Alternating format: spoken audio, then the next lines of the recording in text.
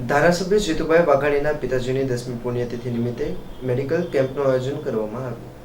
ભાવનગર શહેરના લોકલાડીલા ધારાસભ્ય અને પૂર્વ શિક્ષણ મંત્રી એવા જીતુભાઈ વાઘાણીના પિતાશ્રી સ્વર્ગસ્થ સૌજીભાઈ કરશનભાઈ વાઘાણીની 10મી પુણ્યતિથિ નિમિત્તે નિઃશુલ્ક વિશિષ્ટ સારવાર કેમ્પ મેડિકલ કેમ્પનું આયોજન કરવામાં આવ્યું હતું.